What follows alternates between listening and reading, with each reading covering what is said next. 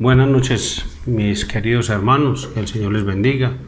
Le damos gracias a Dios por permitirnos estar una vez más reunidos para esta escuela de matrimonios, donde por la gracia de Dios hemos venido aprendiendo muchos temas muy importantes para nuestra vida. Los dos últimos temas hablamos sobre el divorcio y en el más reciente hablamos acerca de los suegros. Espero que hayan sido de bendición y de edificación para tu vida. Hoy hablaremos quién o qué define tu sueño en el matrimonio. Oraremos antes al Señor para que nos guíe en esta enseñanza. Padre Celestial, te doy gracias en el nombre de Jesucristo. Gracias por la vida de mis hermanos, por cada matrimonio, por cada cónyuge, cada familia, Señor.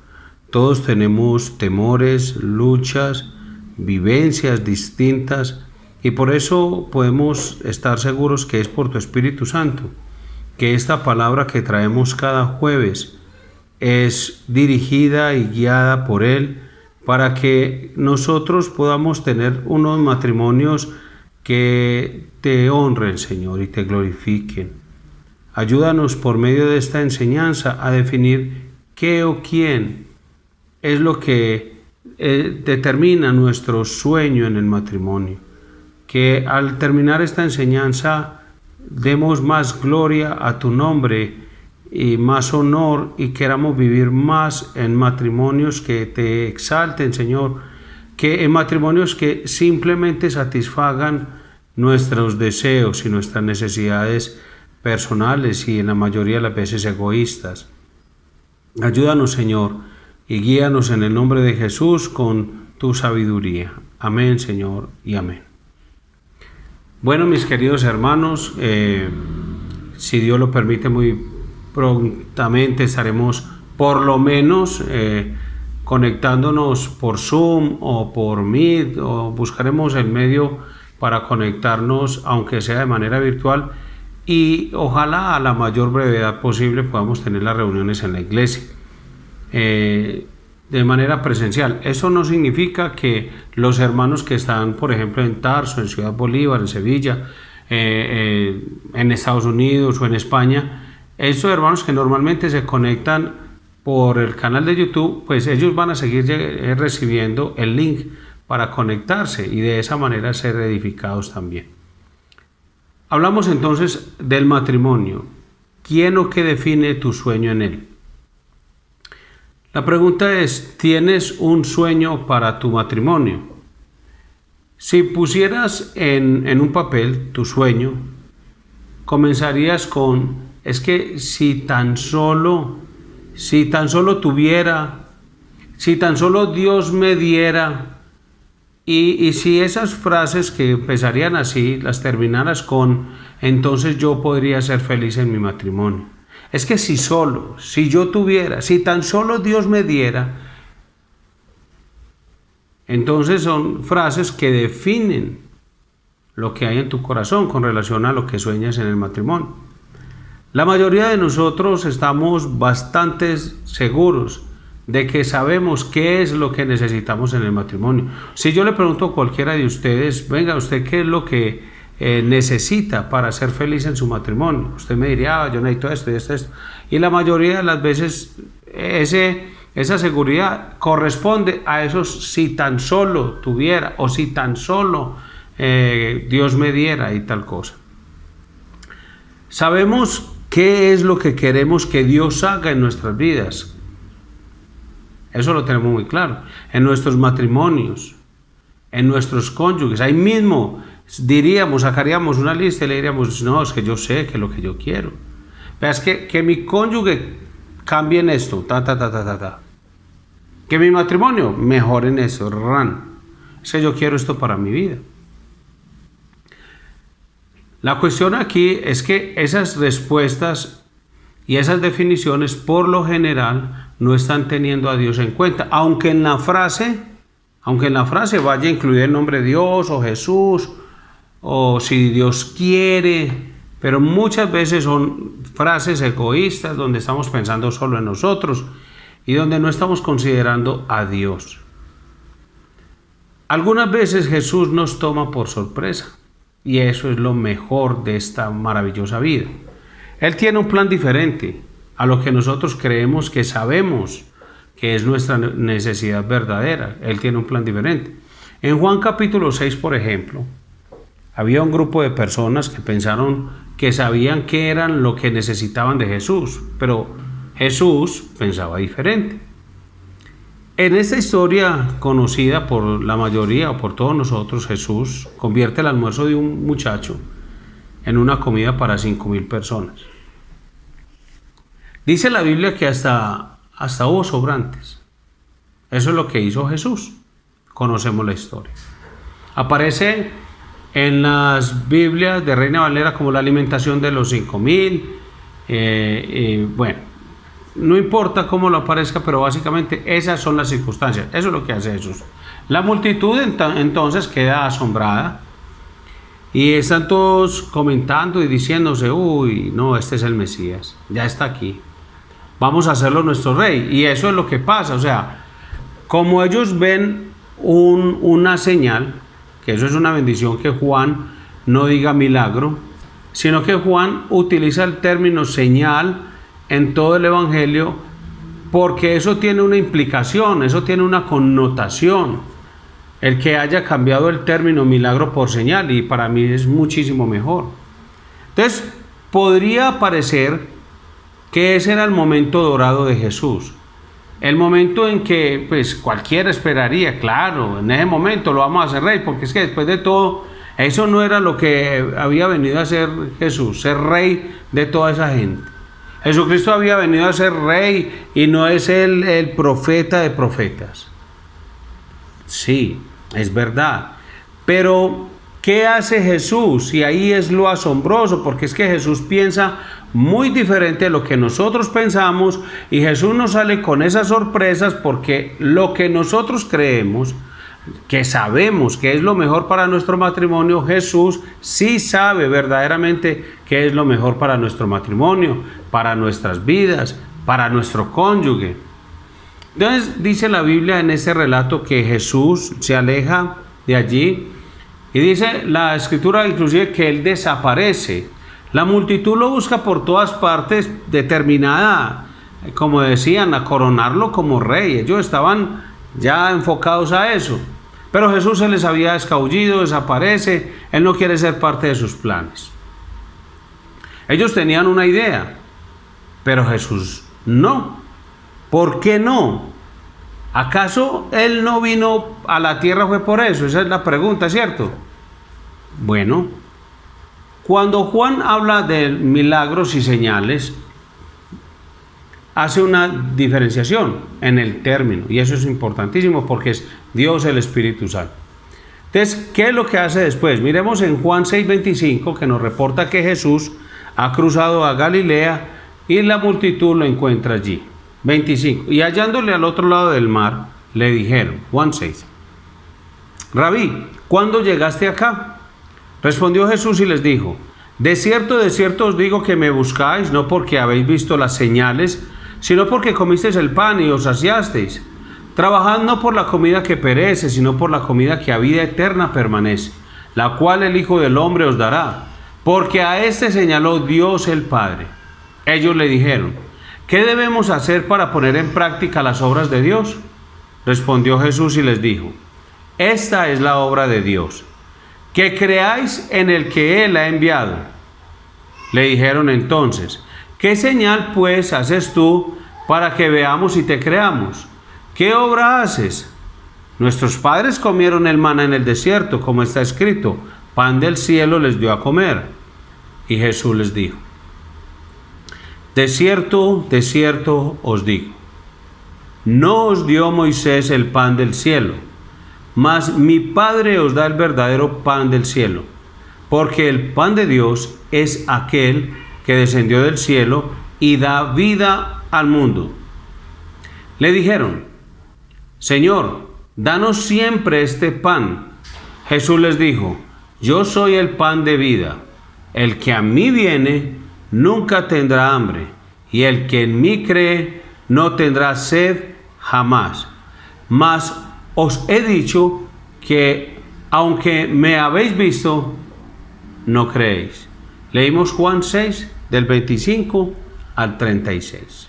Jesús le está diciendo a esta gente: ustedes me han visto, pero no han entendido para nada el por qué estoy aquí.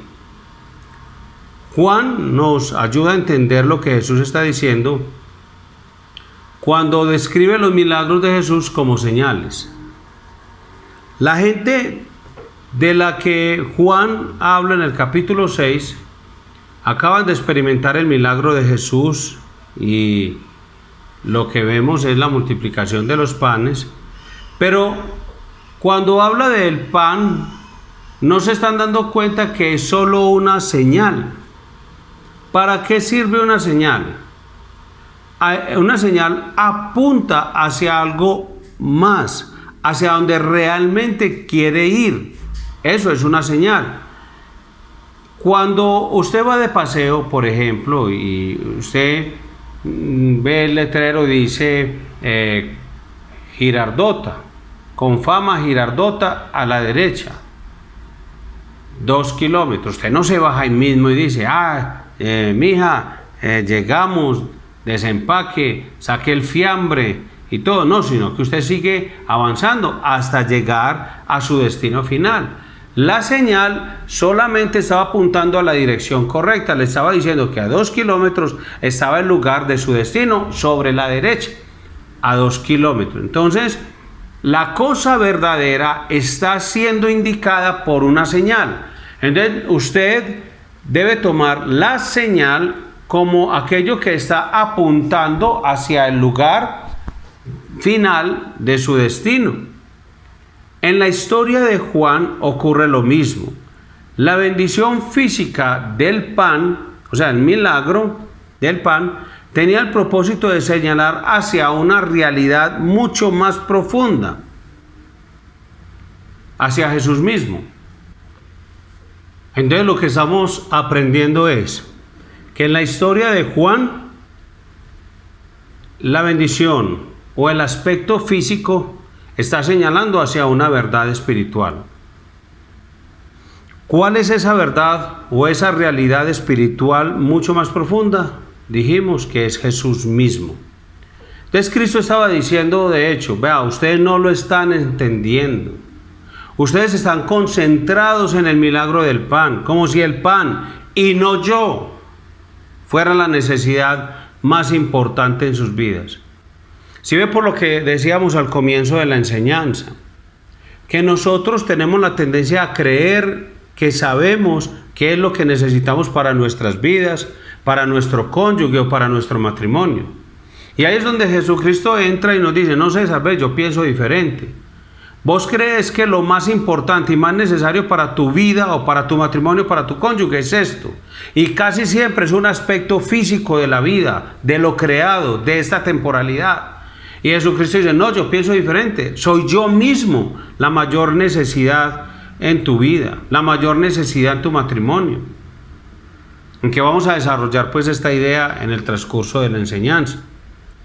Pero lo que Jesús les está diciendo es que sus estómagos se habían llenado, pero todavía no habían sido alimentados verdaderamente.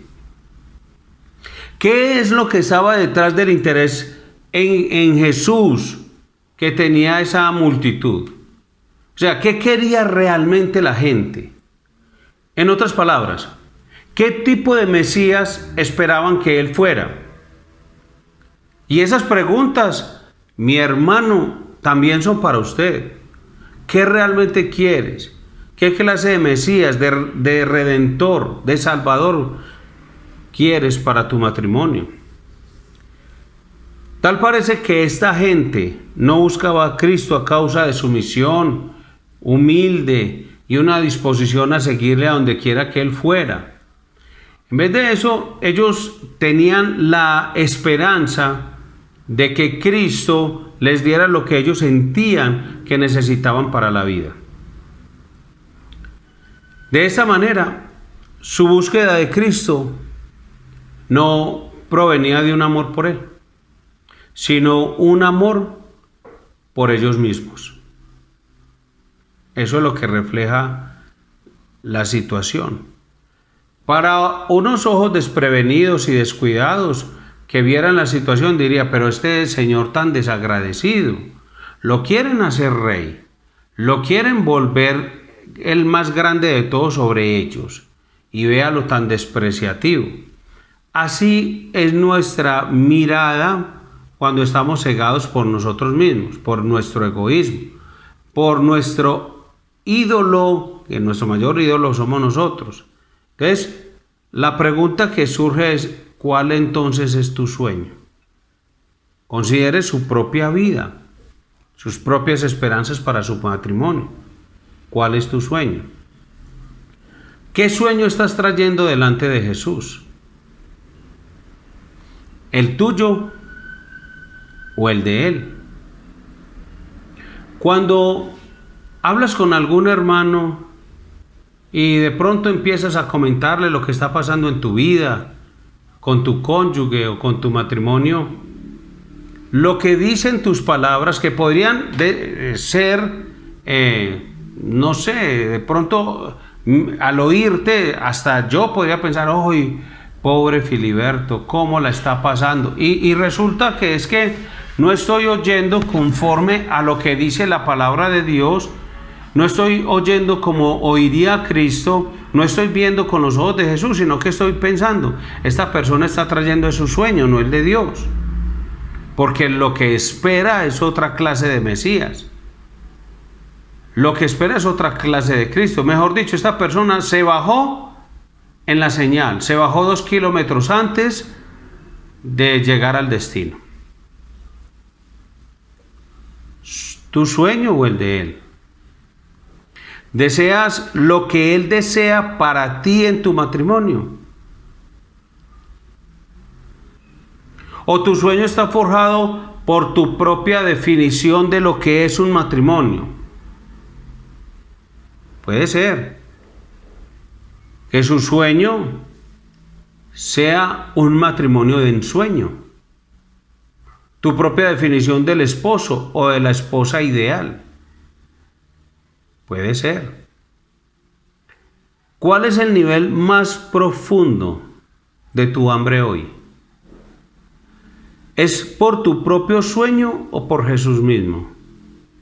Su gozo, su amor, su paz, su señorío, su gobierno perfecto sobre tu vida. Piénselo. Hágase esa pregunta, hermano.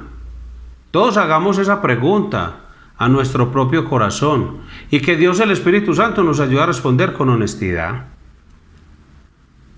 Porque algunas veces necesitamos recordar que Jesús nos dio, cuando se ofreció a sí mismo como nuestro Salvador, fue lo más grande, fue lo suficiente y lo único verdaderamente necesario para nuestra vida, nuestro matrimonio, para nuestro cónyuge.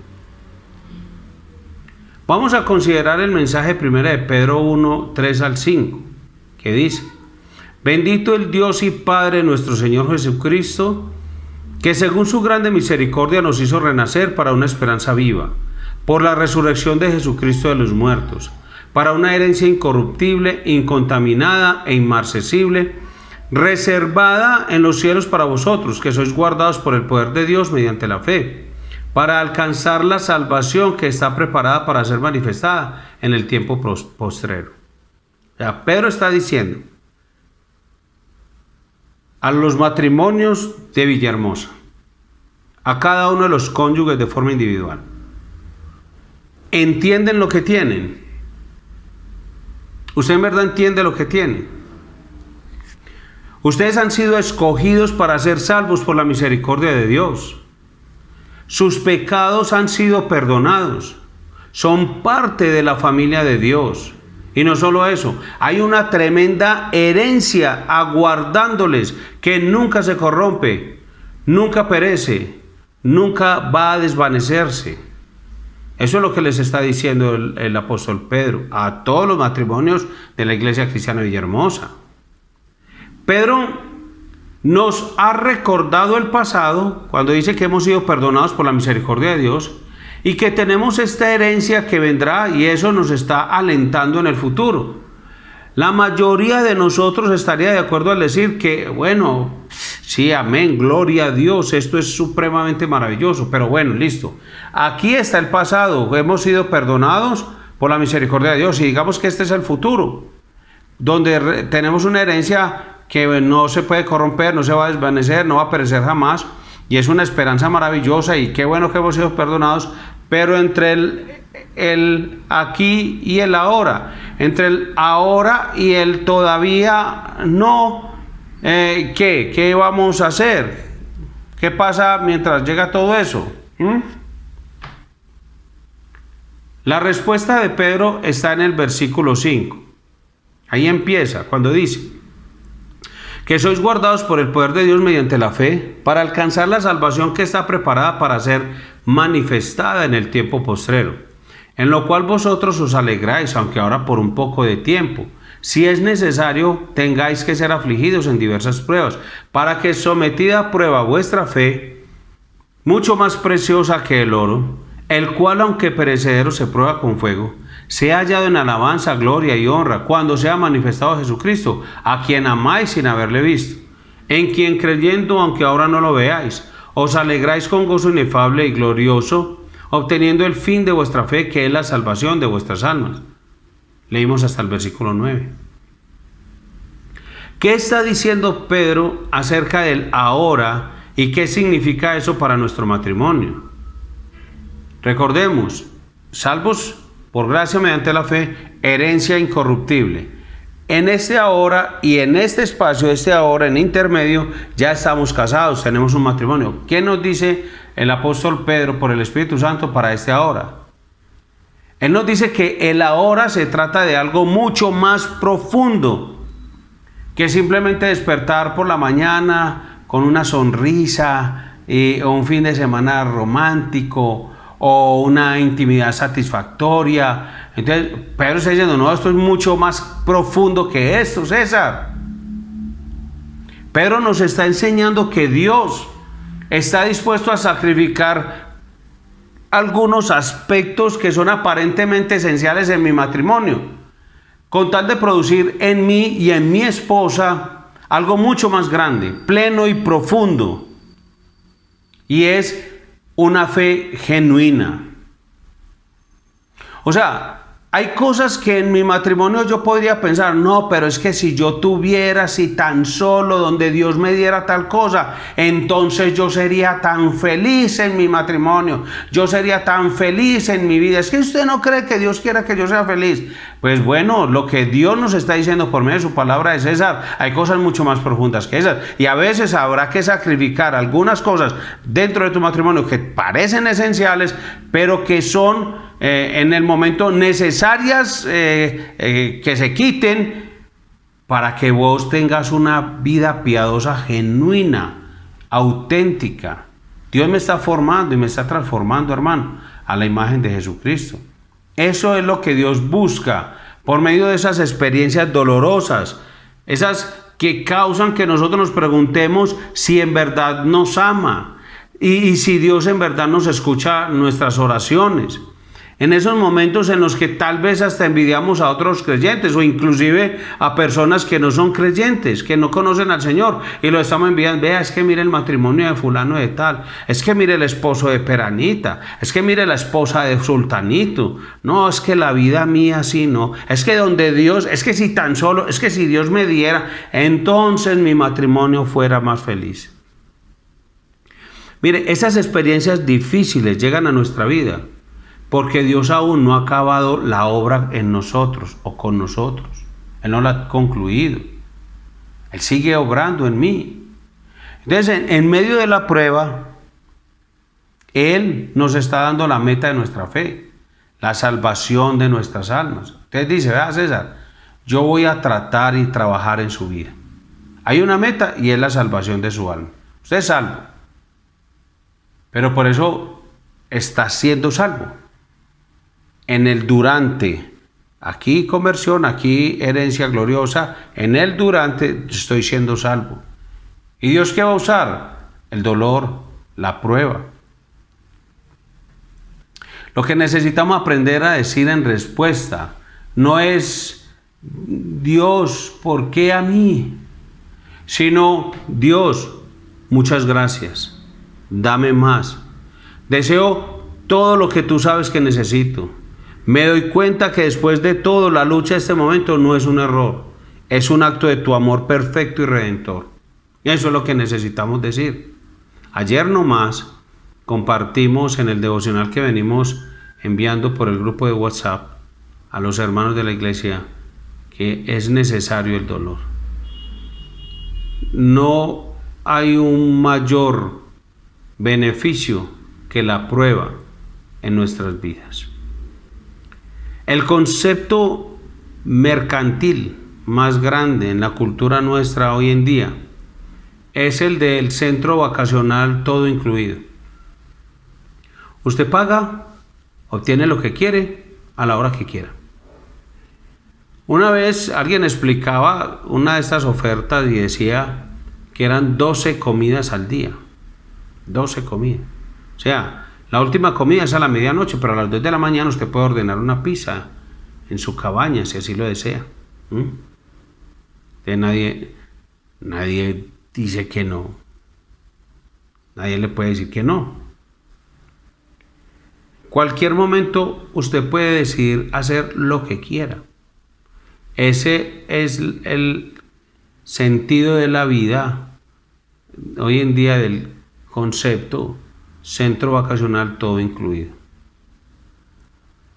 Si Dios quisiera que la vida fuera un centro vacacional, sería más o menos así. Todo lo que usted diga, lo recibiría. En estos días estaba haciendo una fila en una notaría. Y en la parte de atrás habían 2 personas conversando y decían, no, yo soy muy católico. Yo todos los días pido en el secreto y todo al otro día me llega. Lo que yo pida me llega, lo que sea. Y yo lo miraba y yo decía, pero este no habrá pedido ropita, hombre, ni habrá pedido un peluquero, no habrá pedido eso, hombre, porque es que qué facha. Y también la señora es que decía, no, es que lo único que nos va a demandar es cuánto hemos amado. Eran 2 personas que básicamente me hicieron un resumen de lo que es la teología católico-romana hoy en día. Pero es lo que la gente piensa, un Dios que quiere de la vida de las personas un centro vacacional con todo incluido. Pero nosotros no podemos pensar así ni enseñar un evangelio así para la vida, para el matrimonio, para su cónyuge. No, hermano, necesitamos ver nuestras vidas en el aquí y en el ahora con ojos diferentes. Ver que Dios ha colocado a cada quien en el centro vacacional que Él escogió. O sea, no es con todo incluido y pida lo que quiera. No, Dios a mí me puso en un lugar donde Él quiere que yo esté, con unas condiciones específicas para mi vida, para mi matrimonio, para mi esposa. Es muy diferente de lo que esté viviendo el matrimonio de enseguida. Por eso lo que enseñamos por la palabra de Dios es algo que nos abarca, cobija y cubre a todos. Pero hay aspectos específicos o puntuales y precisos en tu matrimonio que no los vivo yo, pero que usted debe aplicar el principio bíblico. Ahora, la bendición que Dios le da en su familia, en la relación con esposo, esposa, en su vida física, tiene el propósito de señalar hacia una bendición más profunda y plena, hermano. Y es la presencia verdadera del Señor Jesucristo en su vida. Todo eso son señales. ¿Y hacia dónde apuntan? A que Cristo en verdad more en abundancia en vuestros corazones. Esa es la vida abundante. No su esposo, su esposa, sus hijos. No, Jesucristo es nuestro y nosotros suyo. ¿Cuál es nuestra hambre más profunda a esta hora, este día, para este año? En Juan 6, Jesús dice, yo soy el pan de vida. Entonces necesitamos es preguntarnos, ¿por cuál tipo de pan realmente tengo hambre? ¿De qué tipo de pan realmente me quiero alimentar? Ahora, yo no estoy diciendo que no debamos buscar la mejoría en nuestros matrimonios o en nuestras familias. No estoy diciendo eso. Pero yo creo que a veces sí podemos confundirnos. O sea, podemos ser como la gente que buscaba a Jesús, deseando estar con Él siempre, pero era porque el deseo de ellos era que les llenara los estómagos. Entonces decían, no, si Jesús me mantiene el estómago lleno, yo lo sigo, siempre, para donde sea. Pues podemos estar confundidos nosotros. No, si mi esposa es fiel, leal, me respeta, no me dice nada contrario a lo que yo, o sea, lo hablo y toda la vida me va a decir sí. A lo que yo hable sea así, que toda mi familia diga todo que sí, nadie me contradiga. Así, no, ahí sí sigo a Jesús y tal cosa. Y ahí sí, gloria a Dios. Somos como las personas de Juan 6. Estás con Jesús porque tienes un sueño y esperas que de alguna manera, de algún modo, Jesús te ayude a conseguirlo. Si eso es todo lo que usted desea de Él, entonces usted se va a sentir miserablemente cuando su sueño no se haga realidad. Usted va a vivir una decepción muy profunda, porque claro, como usted está esperando es que Jesús le ayude a realizar su sueño, usted no está cumpliendo el sueño de Jesús, que es que su presencia sea más real cada día en su vida. Entonces, cuando no se dé el sueño suyo, usted va a quedar profundamente decepcionado. Y eso es lo que ocurre con los maestros de la prosperidad o los falsos maestros, que no siempre son los que conocemos famosos. Hay muchos falsos maestros en nuestras iglesias. Hay gente que anda prometiéndole a las personas de la iglesia cosas que no son. Y de pronto no desde los púlpitos, pero si en el voz a voz, el hermanito de la iglesia le dice al otro hermanito de la iglesia, le dice, no hermano, hágale que si es que usted, vea, le digo, haga un ayuno, y después del ayuno, vea, le aseguro, es que hacen ese tipo de promesas que Dios no ha hecho. Vea, le cuento un ejemplo. Una niña que sufre cierto tipo de cáncer en los huesos. Ella, cuando el cirujano le estaba diciendo que debía amputarle un brazo desde el hombro, la niña dijo que no lo iba a dejar amputarle el brazo, que porque Dios ya la había sanado. Entonces, claro, donde la niña diga eso en medio de un culto carismático pentecostal de hoy en día, todo el mundo diría, amén, gloria a Dios. Y falta ver si la niña no se voló, fue de un culto de esos o de una misa de esas, porque es que eso ya es misa y hay cultos. Donde le prometen a la gente, le dicen de un Dios y le dijeron a la niña, no, vea, pida con fe y manéjese bien y verá que Dios la sana y no le tienen que hacer nada de eso. Entonces la niña decía eso, es que yo pedí con fe, entonces Dios me sanó y por eso no me dejó cortar el brazo. A ella tenían que amputarle el brazo porque no, la enfermedad seguía. Finalmente a la niña hay que amputarle el brazo. Usted se imagina cuando despierte la niña y llegue cualquier cristiano fiel, verdadero, genuino, regenerado, verdadero cristiano, y le diga que Dios a ella le ama. ¿Te imaginas lo que ella va a decir esa niña? ¿Cuál Dios? A mí no me hable de Dios. Yo confié en Él, me manejé bien y pedí con fe y mire, no tengo nada. Ese Dios no me ama. Eso pasa. Hay una profunda decepción cuando yo estoy viviendo mi sueño y tal vez alentado por un falso maestro. Tenga mucho cuidado. Y entonces, claro, cuando no se da lo que yo deseo, porque eso es todo lo que deseo de Él, que me haga cosas, como explicaba en estos días el domingo, que Jesús se nos vuelve para nosotros como un mesero cósmico que está recibiendo órdenes en la mesa y yo simplemente le estoy indicando qué me tiene que dar. Cuando eso no ocurre, entonces me voy a sentir miserablemente decepcionado. Si estás viviendo por el pan terrenal, y esa es tu fuente de vida, entonces cuando no lo recibas te vas a encontrar en muchos problemas. Pero si usted está viviendo por el pan espiritual, por una comunión más profunda con el Señor Jesucristo, entonces su relación matrimonial se convierte en un lugar maravilloso, asombroso, para llevar en la práctica esa comunión espiritual con el Señor Jesucristo. Cuando dos personas están comprometidas con Cristo y anhelan conocerle mejor de una manera más profunda y plena, van a experimentar una unidad, una intimidad que para los incrédulos es una confusión y una locura. Van a estar diciendo, oiga, esta gente no, ¿será cierto? Claro.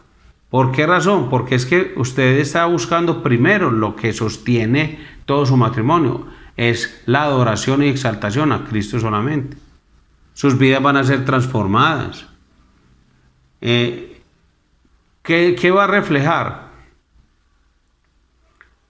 No que es su sueño, sino el sueño de Él. Entonces eso se va a traducir en exaltación al Señor, expresión de alabanza, adoración, gloria para Él. Solo al apartar del camino sus propios egos, su propio yo, entonces podrá conocer la unidad en el Espíritu como hijos del Señor Jesucristo. Y ahí, obviamente, va a venir una unidad más satisfactoria como esposo y esposa. Porque no los unen sueños temporales, sino que los une la realidad espiritual de la comunión con Cristo. La gente cuyos ojos están solo en el pan físico terminará devorándose unos a otros. Porque el pan físico por sí mismo nunca puede satisfacer a nadie. Serás un parásito de tu cónyuge. Vas a succionarlo, pero él o ella nunca podrán darte suficiente. Vas a absorber la vida de tu cónyuge y vas a ver después como, qué amargura de matrimonio, claro, porque secaste a tu cónyuge o él te secó a ti. Porque estabas esperando que él te diera la satisfacción que solamente encuentras en Jesucristo. Solo hay un pan y es Jesucristo. Y la vida radica en alimentarse de Él por medio de la fe. Usted sabe lo que ocurrió cuando Jesús proclamó este mensaje. Cuando dijo, a menos que comas su cuerpo y veas su sangre, no entrarás en el reino de los cielos. En Juan 6, 53 al 59. La Biblia dice que no solo la multitud le abandonó, sino que muchos de sus discípulos le dejaron, versículo 66. Eso dice la Escritura. O sea, básicamente dijeron, no, señora, palabra es una enseñanza muy dura. Y así es, que es verdad. O sea, ¿cuántos vienen a las escuelas de matrimonio esperando que siempre se les diga todo, flores, color rosa, una maravilla, qué cosa tan asombrosa? No, es que el matrimonio es muy bueno y es para disfrutarlo y se pasa deliciosísimo. Pero, ¿en qué condiciones? Cuando la comunión principal es con Cristo Jesús. Y cuando espero encontrar el pan en Cristo y no estoy succionando la vida de mi cónyuge, buscando en ella la satisfacción que solamente Cristo me puede dar. Cuando los sueños se derrumban, hermano, ¿qué respuesta tenemos nosotros? Porque esa es otra realidad. Una vez había una señora, una esposa, casada por muchos años, con una persona de quien con toda honestidad se le podría decir que era un hombre malo. Era iracundo, controlador, manipulador. Decía y hacía cosas hirientes. A lo mejor muchas esposas dirán a esta hora, como el mío, probablemente. Pero, ¿a qué voy? Ella había soñado siempre con el esposo ideal, pero no lo había conseguido, obviamente. Y estaba tan amargada por las bendiciones de otras mujeres de la iglesia, que decía que para qué ir a la iglesia, para qué volver al culto. Sentía que Dios la había abandonado Y lo decía a tal manera que, o de tal manera, que ya no era capaz de leer la Biblia ni de orar. Entonces, cuando se le trató de explicar a esta persona que entendiera cuál era su identidad en Cristo, o sea, que conociera el amor del Señor, que Dios es su refugio y su fortaleza, su pronto auxilio en las tribulaciones.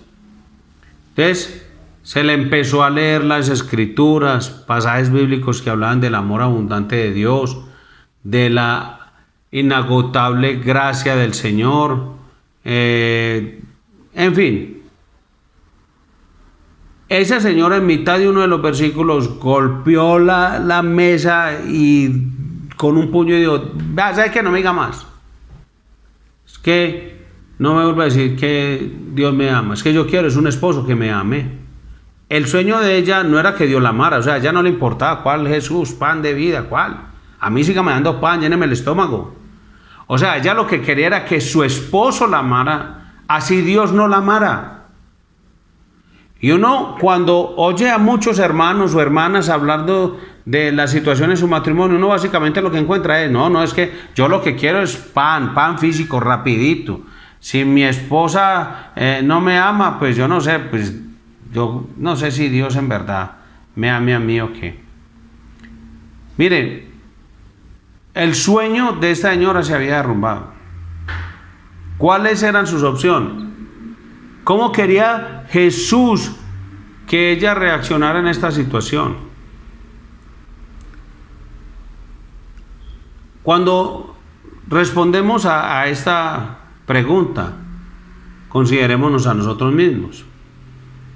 Si su sueño se desmoronara ante sus ojos, ¿cómo podría reaccionar? Seamos honestos.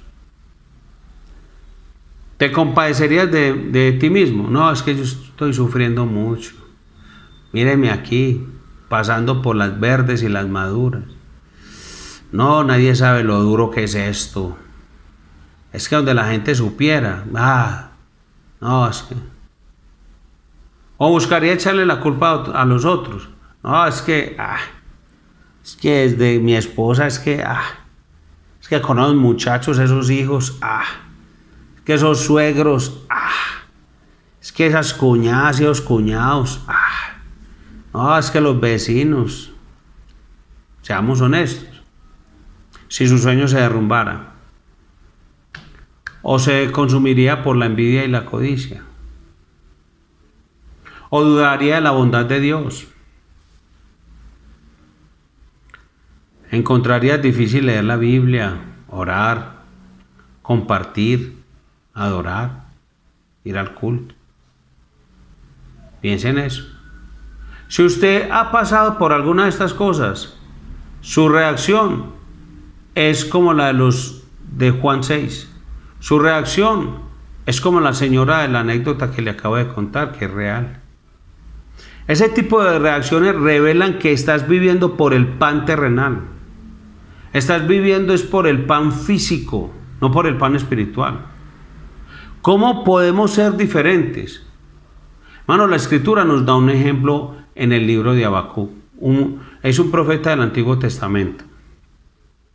Habacuc vio al pueblo de Dios y dijo: Dios, no entiendo lo que está pasando aquí. Has permitido que tu pueblo sea malvado. Tú eres santo.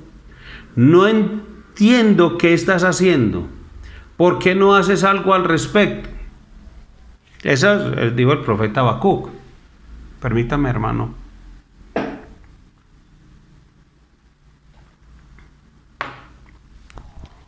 Y Dios dijo: muy bien, haré algo. Enviaré una nación malvada y violenta, proveniente del norte, para que los aniquile. Entonces el profeta dijo: ¿qué? El profeta había pensado que Dios enviaría un avivamiento, que la gente entonces empezaría a saltar y a correr a buscar la Biblia, como en los días de Esdras y todo. No, Dios no había dicho eso. No, los voy a mandar a acabar. Los voy a asolar, los voy a aniquilar. Eso voy a hacer. Sí, aquí es que cuando usted cree que sabe lo que necesita su vida, o su matrimonio, o su cónyuge, Dios siempre tiene una sorpresa. Él sí sabe, porque Él piensa diferente a nosotros. O no lo ha leído usted en Isaías 55, tantas veces usted tal vez lo ha dicho, y lo tiene por ahí escrito, subrayado en su Biblia, que los caminos de Dios no son sus caminos y que sus pensamientos no son sus pensamientos, porque todo lo de Él es más alto que lo suyo, más sabio, infinitamente. Eso le pasó a Habacuc, profeta de Dios. Él pensó que iba Dios a intervenir de otra manera, pero yo los voy a aniquilar. En el catálogo de opciones del profeta no estaba esa. Aniquilación y juicio, no, hombre. Y él dijo, Dios, ¿cómo puedes hacer esto? ¿Cómo puedes usar una nación que es más malvada que nosotros para juzgarnos? Eso no tiene sentido para mí. Pero después de que Habacuc estuvo en esta batalla con Dios, Dios le empezó a revelar su poder y su gloria. De hecho, el amor y el cuidado de Dios fueron tan reales para Habacuc que cuando él terminó su libro, lo hizo con estas palabras. Es un himno que nosotros cantamos en la iglesia y que a veces lo cantamos y yo diría, hermano, ¿cuántas veces lo hemos cantado por cantar?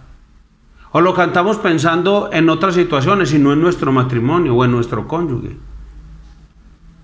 O en la situación sorpresa que Dios trajo a mi vida para obrar en mí, para cambiarme a mí, para moldearme a mí. Dice, aunque la higuera no florezca, ni en las vides haya frutos, aunque falte el producto del olivo y los labrados no den mantenimiento, y las ovejas sean quitadas de la majada, y no haya vacas en los corrales, con todo, yo me alegraré en Jehová, y me gozaré en el Dios de mi salvación. Jehová el Señor es mi fortaleza, el cual hace mis pies como de ciervas, y en mis alturas me hace andar. Habacuc 3, 17 al 19.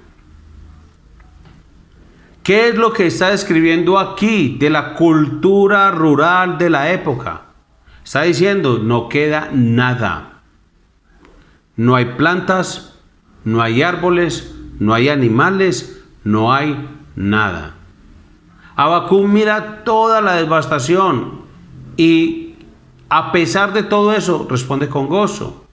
O sea, si su sueño para su matrimonio se derrumbara, si su matrimonio pareciera seco y estéril, usted todavía podría levantarse y decir, estoy lleno de gozo porque el Señor es Señor de mi vida. Y en medio de toda lucha le tengo a Él gloriosamente. Esa sería su respuesta. O sería como todas las otras respuestas que mencionamos antes. Verdaderamente es posible conocer a Jesús de esta manera, pero requiere de una decisión. ¿Perseguirás tu sueño o el sueño del Señor para ti? En ti confiarán los que conocen tu nombre, Salmo 9:10. Aquí está la realidad, hermano. La bondad, amor, poder y gloria de Dios, su llamado para ti, no cambian cuando la situación parece estar triste y vacía. No cambian. Eso es lo que nos está enseñando Dios por medio del profeta Habacuc. Todavía Él está ahí y todavía satisface. ¿Cuál es el hambre más profunda de tu corazón hoy? Ojalá fuera por Cristo, hermano. Porque si tu hambre es por Él, tu matrimonio, entonces te va a presentar oportunidades maravillosas de crecimiento mutuo, de satisfacción. No vas a ver los problemas como unos obstáculos, sino como algo que te impulsa, como unas catapultas, unos trampolines, hermano, hacia una vida de crecimiento espiritual. Y eso puede venir en medio de las pruebas. La vida puede no ser un centro vacacional, pero al final, ustedes como cónyuges serán más semejantes a Cristo y estarán mucho más cerca de Él. ¿De quién es el sueño que persigues? Que Dios nos ayude a ser personas que vean la señal detrás del milagro, que puedan ver las bendiciones terrenales y decir, estas bendiciones señalan hacia la realidad más profunda y plena de Cristo en mi vida. Deseo que mi vida sea una vida de comunión, de compañerismo, sumisión, amor y obediencia al precioso Señor Jesucristo. Hermanos, es que el Mesías había llegado, es verdad, como decía esa gente. Sigámosle por fe, pero sigámoslo en su sueño, no en el nuestro. Levantémonos cada día, hermanos, sin importar lo que esté ocurriendo en nuestro matrimonio, y digamos, Señor, estoy tan lleno de gozo, soy un hijo del Rey, soy su familia, soy perdonado y tengo una herencia incorruptible en los cielos. Él es mi vida, le voy a seguir por fe. Vamos a orar, hermanos, y que Dios nos ayude a vivir el sueño de Él, no el nuestro. Padre, es tan fácil quedar atrapados en nuestros propios deseos y sueños. Es tan fácil pensar de ti como el realizador de sueños. Es tan fácil emocionarse como la multitud y perder de vista la realidad detrás del milagro, Señor. Te pedimos que nos ayudes a no perseguir nuestras propias esperanzas y sueños, sino que expresemos un hambre y sed por Jesucristo. Que en verdad haya un deseo de conocerle en cada área de nuestras vidas. Deseamos, Señor, que Cristo dirija cada habitación de nuestro hogar, que dirija y gobierne cada rincón de nuestro corazón, Señor. Deseamos vivir en una sumisión gozosa, regocijándonos en obedecer sus mandamientos y en hacer su voluntad, Señor, alimentándonos de su palabra por fe, que tengamos gozo, fe y valor, aun cuando no estemos experimentando el pan físico, que en esas situaciones de prueba podamos decir, gracias, Señor, por tu amor, estás completando tu obra en mí. Ayúdanos, Señor, ayúdanos, oh Dios, en el nombre de Jesucristo, porque fue Él, al morir en la cruz, quien pagó e hizo posible que tuviéramos matrimonios que trajeran gloria a tu nombre. Queremos vivir, Señor, conforme al Cristo ascendido ha ganado esa victoria para nosotros, para nuestras vidas y nuestros matrimonios. Ayúdanos en el nombre de Jesús a vivir de tal manera que nuestros matrimonios sean un reflejo de tu sueño para nuestra vida, para nuestros cónyuges, para nuestras familias. Oramos en el nombre de Jesús. Amén y amén. Hermanos, que el Señor les siga bendiciendo, que Dios les guarde y gracias por acompañarme una vez más.